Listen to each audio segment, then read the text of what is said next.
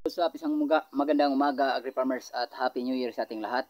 Sa lahat nating mga agri-farmers all over Luzon, Visayas and Mindanao.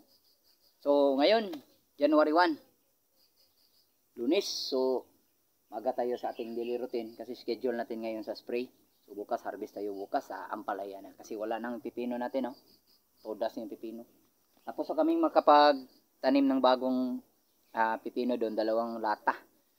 Ito pa rin, Mega C F1. Ito yung kanya. Ito pa rin, Mega C pa rin. So 2 lata yung natanim namin doon. Yung 30 Rizal D. So dito, target natin dito pipino, pero hindi na isang lata. Kasi ang isang block doon sa kabila, tataniman ko ng sili at sal. So, itry ko yung F2 kasi okay naman kasi yung labuyo ko na F2 seeds. Trial ko lang yan. So, ano lang, yung mga sobra dito sa ampalaya natin, in-spray natin at saka ano lang, na mild lang. So, hinaluan natin ng tubig para hindi masyadong matapang yung medisina, para hindi magkulot yung ating sili. So, medyo okay yung F2 seeds na labuyo. Pang-4 na harvest na namin. Kaya lang ilang puno lang yan, konti lang. So maganda siguro. I-try natin yung atsal dito sa isang block. So ngayon, punta tayo ngayon sa palengke. Hanap tayo ng Sultan F1. Yung itatanim natin at saka halo. Saka pwede rin si Smooth Cayenne. Ilan dalawa, no? So Sultan F1 at saka Smooth Cayenne. So punta ako mamaya doon. So tinatapos ko lang.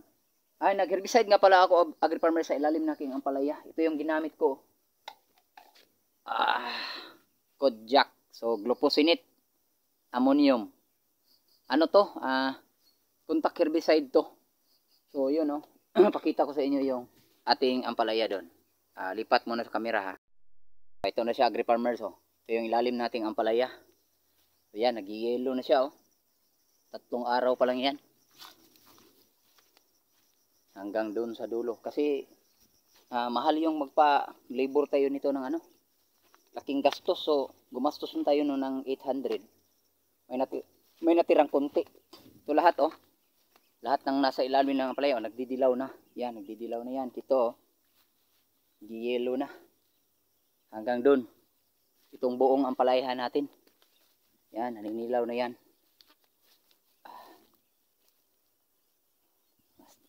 At dito rin. So okay naman sa ampalaya natin, no? Yung matalbos nating ampalaya. Okay naman, kaya lang dumaan ito sa napakatinding init, agri-farmer. So nagre-recover na naman tayo. Ilang ulit na natin itong pare-recover. So doon tayo focus abono. Hindi na bali kung hindi masyadong marami yung harvest natin. Importante buhay si ampalaya, maraming talbos, marami pa namang bunga. Malaki pa rin yung mga bunga ni ampalaya natin. So yan, pipino, patay na. Patay na yung pipino natin. So, palit tayo. Dahil New Year ngayon, hindi tayo pwedeng pa chillax sa bahay.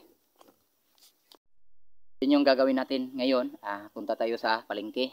F2 seeds lang muna yung targetin natin kasi wala kasing bukas ngayon.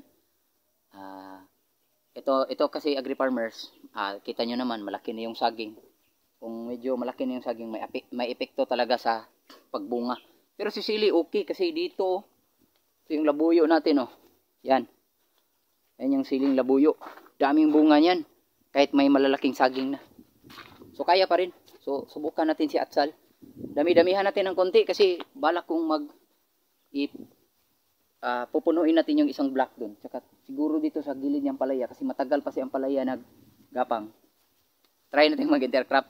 So F2 seeds lang yung gagamitin natin, agri-farmers. So Happy New Year sa ating lahat at shout out nga pala sa ating lahat na mga organic viewers, sa mga organic subscriber, sa mga makakita ng mga video natin na baguhan pa rin. So sana po paki-like naman po at saka subscribe. Yun lang, konting tulong lang po para ma-share din natin sa iba yung ating So comment lang kayo kung meron kayong katanungan. Kasi sa atin, ang pagpa-farm natin ay hindi tayo gumagamit ng napakataas na mga inputs. Yung ginagawa natin, yung available lang talaga at kung kikita pa rin. So, yun lang yung mga pamamaraan natin agri-farmers na mga basic. Meron ding mga kaunting mga upgrades pero hindi pa sa area na ito. So siguro sa susunod nating area doon na nirentahan natin, so nakakuha tayo ng 2 hektarya. Target natin this year. So tatanim tayo ng talong, 10,000 na puno. Yun yung target natin kasi 3 na kami ngayong magkurpo.